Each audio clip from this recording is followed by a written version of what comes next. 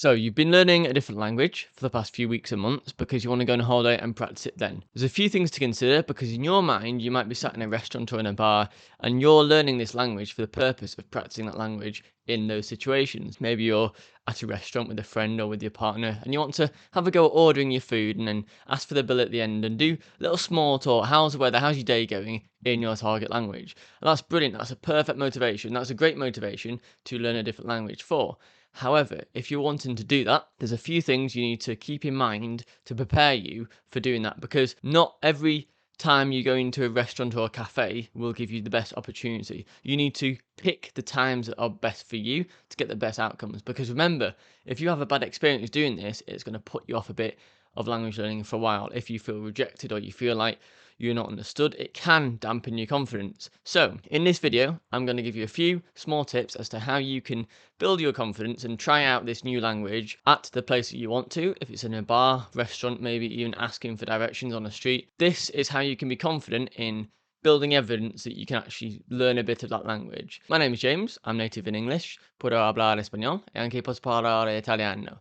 I help people reach a conversational level in another language. So let's start with the first point. If you're on holiday and you're in a cafe or restaurant, there will be background noise. That'll be inevitable. There'll be a load of background noise, people talking, some people talking louder than others, some people shouting. There might even be music on in the background. Imagine if you're in your native country, say I'm from England and I'm in a restaurant and it's noisy there. I might be speaking English to a native English speaker, and despite that, I'm still not understood. They still can't hear what I'm saying. That's in my own country, speaking my native language. So imagine if you're abroad and you're trying to speak a different language and practice your language in their country, you're going to struggle to understand what they say and they're not going to understand you either. So, point number one is pick an environment that's quiet and that's set up really for you to actually have a normal conversation. Otherwise, what's going to happen is you'll have a screaming baby, you'll have plates and the noise of background noise around you, and you won't be understood. And that's not good because you'll say something, you'll be a bit nervous when you say, you'll be like, oh, I've got this sentence ready in my head to say it, let's say it. And then they'll be like, okay, okay. They'll be like, I don't understand. So you'll feel bad about yourself. You'll go, oh, well, I thought I could speak that. Let's try it again. And then the second time, if they still don't get it, you'll get embarrassed because you thought you learnt that. You thought you were ready. You thought that means what it is. The truth is, it does. And you said it correctly, but then it was just too noisy for the waiter or waitress to understand what you were saying. Same applies for any other situation. If you're in a noisy street and you say something, bear in mind that people might be in a rush to get somewhere. So there's a lot of things that can happen, and background noise is one big blocker that makes you a bit apprehensive about speaking in a different language, especially if you tried it once and they didn't understand you because it was too noisy. You're going to be reluctant to do it again. So bear that in mind. On that note, many people struggle to fit language learning into their lifestyle. So I've created a free email course to teach you exactly how to learn a different language despite having a busy lifestyle. There's a link in the description below. Point number two.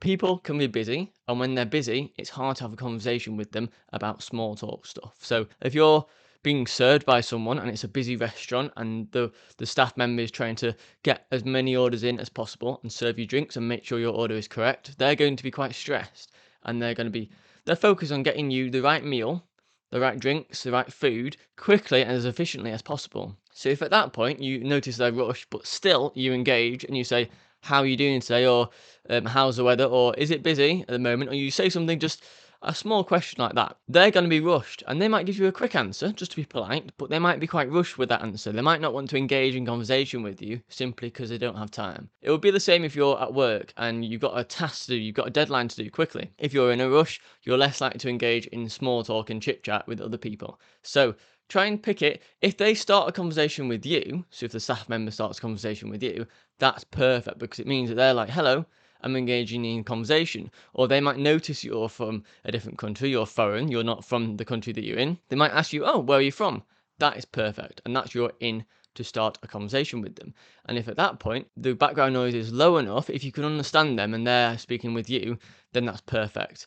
Obviously, you might have to shout, you might have to raise your voice a little bit to make sure you're understood by them, but that's the perfect situation. So wait until these two things line up.